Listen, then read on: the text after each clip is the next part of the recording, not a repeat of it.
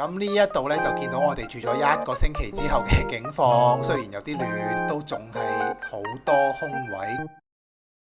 Hello， 大家好，我係 TF， 今日同大家介紹一間大阪梅田地區接近100分嘅酒店。想去大阪睇世博或者平遊大阪嘅朋友就千祈唔好錯過啦。影片會先講呢間酒店嘅賣點，再嚟一個 room tour， 最後再講價錢。中意嘅話記得 like 同訂閱我。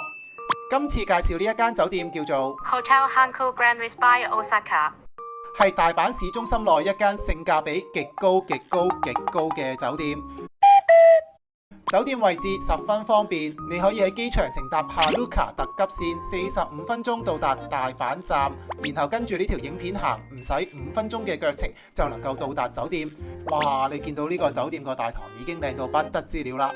唯一嘅唔好就係勁多人講普通話，同埋勁多人會講廣東話。check in 咗酒店之後，行去大阪站同埋梅田站，只係需要幾分鐘嘅腳程。過程入邊仲要係有瓦遮頭，完全有 cover， 唔會揼到雨，簡直係不得之了。鄰近多條地鐵線同埋 JR 站，去心齋橋、難波、道頓堀、環球影城同埋大阪會場夢洲站，交通十分方便。重點，呢間酒店係屬於西梅田地區，每日返酒店路過呢一個遠景 view， 簡直係心曠神怡。房間面積比一般日本市區嘅酒店大，2個行李箱打開都係綽綽有餘。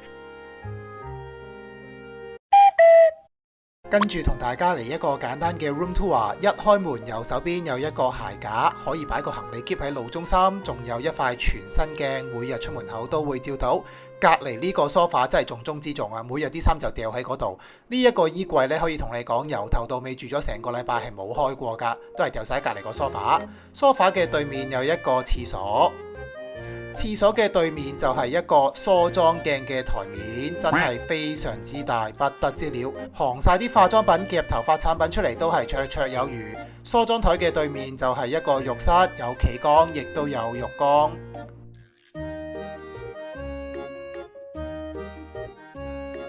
嗱，再過隔離就見到係我哋嘅居住空間，有2張單人床同埋一個電視機。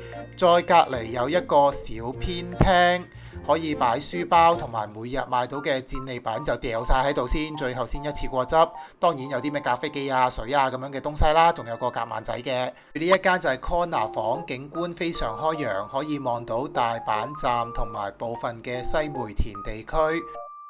但係個窗簾係要手動自己拉埋㗎，就冇自動掣撳。咁呢一度咧就見到我哋住咗1個星期之後嘅景況，雖然有啲亂，都仲係好多空位綽綽有餘嘅。空間上真係非常之 OK， 張床咧都仲係好有彈性啊，因為係新開嘅。呢間酒店25年3月先開始入住啊，我哋住嘅時候就係4月份，所以都係新新地。呢一位仁兄喺度執緊行李，同埋呢一個就係頭先講嗰個核心梳化位，就係擺衫嘅核心位置。每日翻嚟咧，呢一個真係好緊要。呢一個衣櫃真係完全係多餘嘅，冬天可能會好啲啦吓。根據官方資料，呢一間叫做雙床邊角房，有35平方米，城景 view， 價錢咧就係1800蚊每晚。想去大阪睇世博嘅朋友誠意推介，因為樓下仲有一間 Keith。